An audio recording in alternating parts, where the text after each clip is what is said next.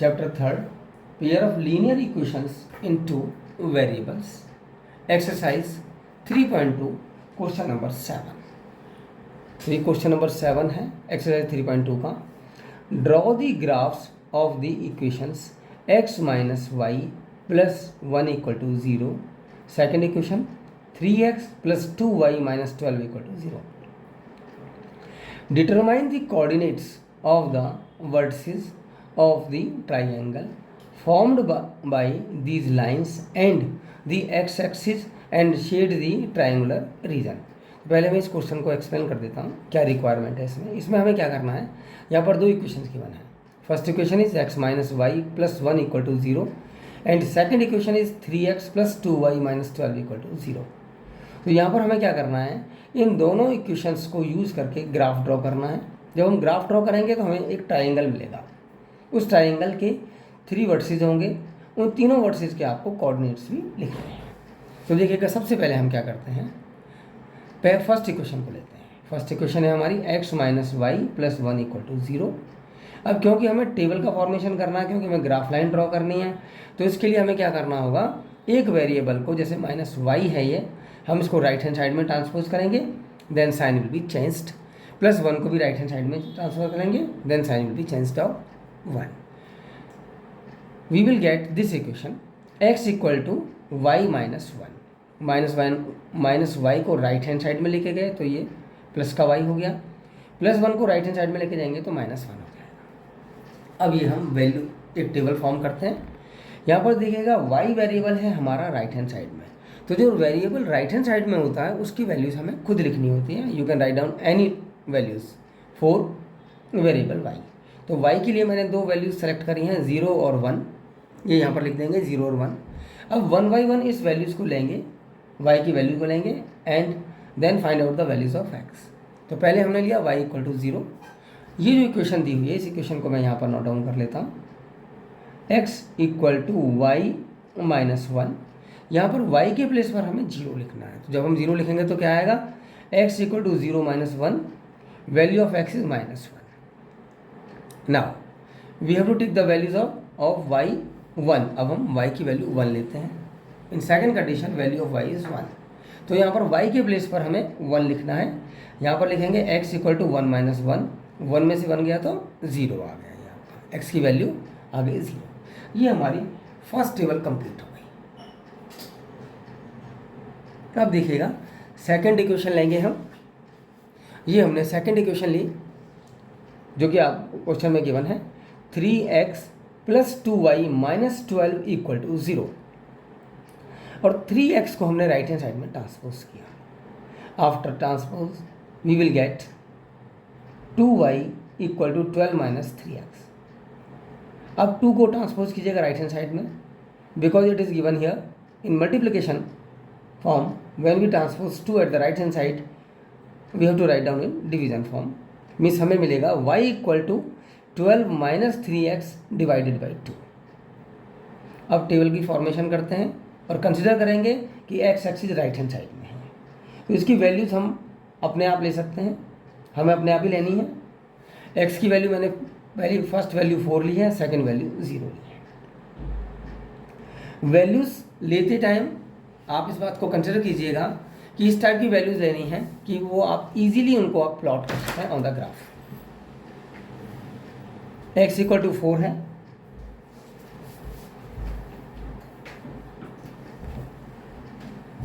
x की first value है 4. x equal to 4, y equal to हो गया. अब आपको क्या करना है, इस इक्वेशन में आपको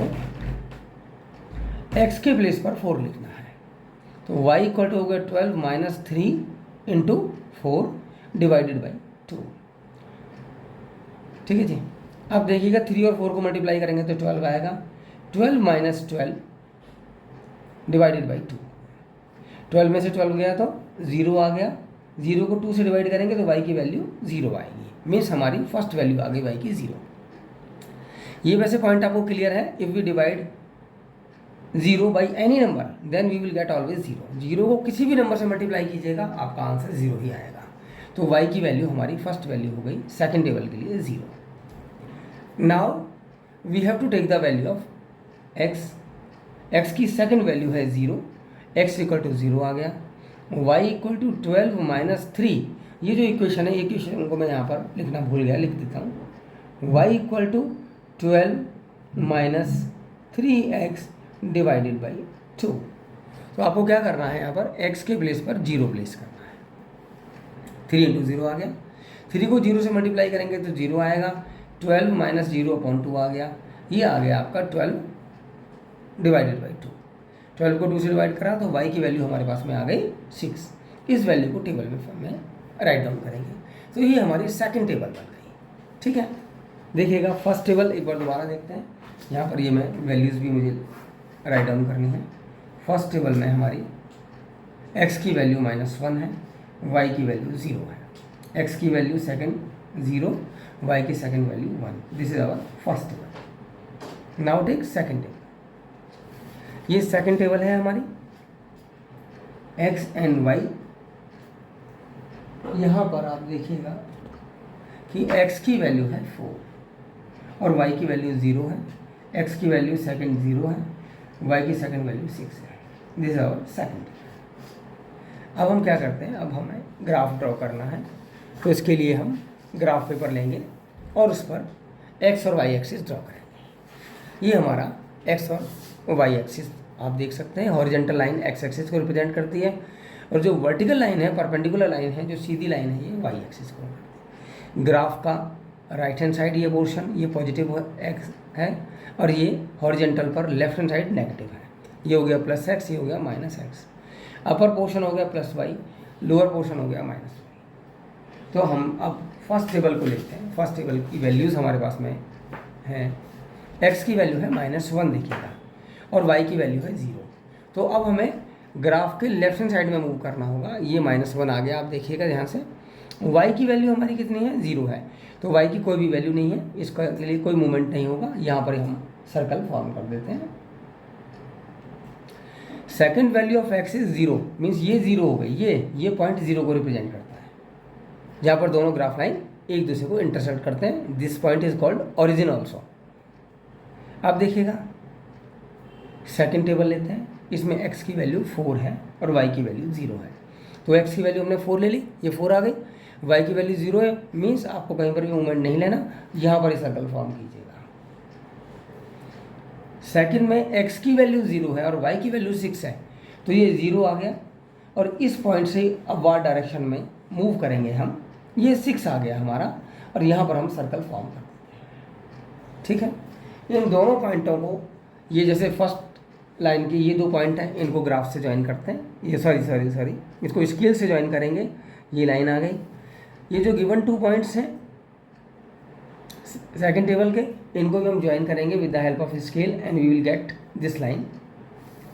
both the line intersect to each other at point A. ये दोनों लाइनें ए पर इंटरसेक्ट करती हैं। देखिएगा एक्स एक्सिस पर यहाँ पर इंटरसेक्ट कर रहे हैं यहाँ, और ये एक्स एक्सिस का राइट हैंड साइड हो गया, ये एक्स एक्सिस का लेफ्ट हैंड साइड हो गया, ये यहाँ पर इंटरसेक्ट कर रहे हैं। ठीक है, तो यहाँ पर लिख देते हैं हम ABC।